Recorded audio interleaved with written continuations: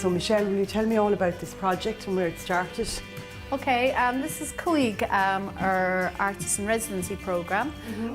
We have 5 artists. They've been based here for 3 years now, and they're working here 5 mornings a week. They're getting paid to actually be here. Yes, so they're employed as artists in residence, so it's pretty unique. I think it's the only projects like that in the country. These artists' work is like visible. It's like 2 exhibitions on in Cork City at the moment of their work.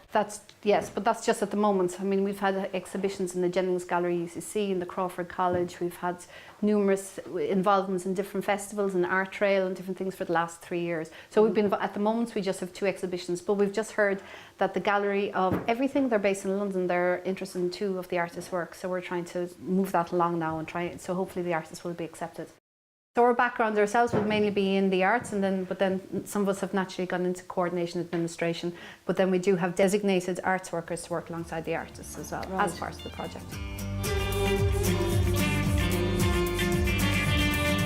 Now, Angela, you wanted to show me, this is your work on canvas. It is, yeah. And what did you do? You put the material over the canvas, is it? Yeah, over the canvas, and you get a cloth and change like the picture. This is the bird there, you know.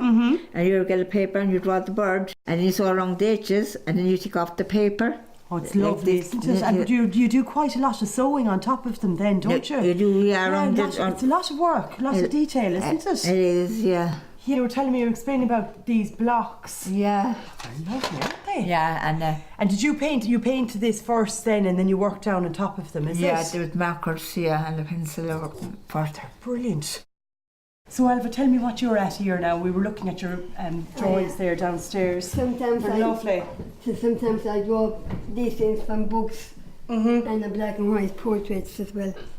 Yeah, and Michelle was telling me, what did you do here? You coloured in the whole... The whole picture with charcoal. Yeah, lovely charcoal. Thick ones and thin ones as well. Right. But you have to use the thin ones first to cover it up. And then you have to get a book, any kind of book, and concentrate on the board like that. And you're rubbing out the areas to create the white areas. It's a very different way of working, isn't it, to your coloured work? Yeah. Because you're actually starting off with the whole darkened area and you're bringing it up to the light. Yes.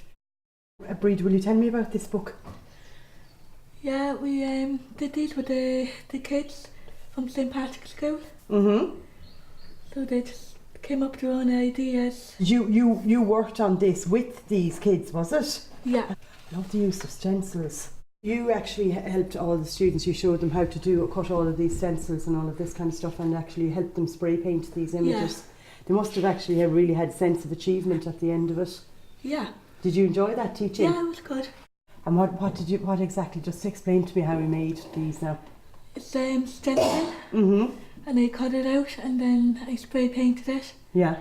And then I put the white thread over it. Right. Oh yeah, you sew around the white thread around the outline. Yeah. Yeah, they're lovely. They're really, really nice.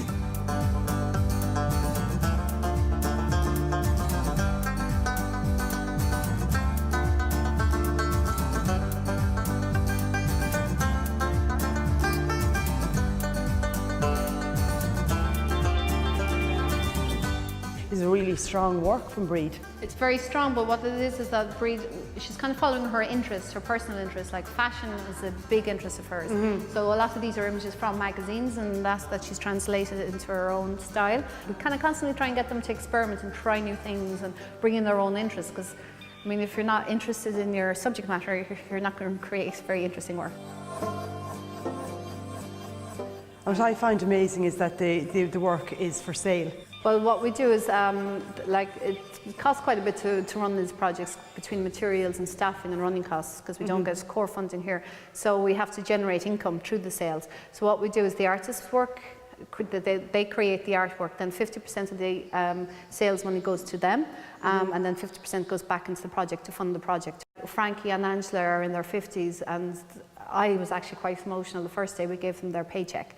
Like, they were in their 50s, and it's the first time they'd ever worked and been appreciated as individuals who are in the labour market, you know, like it was quite impressive. As well as the very fact that they're doing something they absolutely love, that they're working and developing themselves, developing their own artwork, you know, and then to get paid on top of this, it's quite a bonus, you know.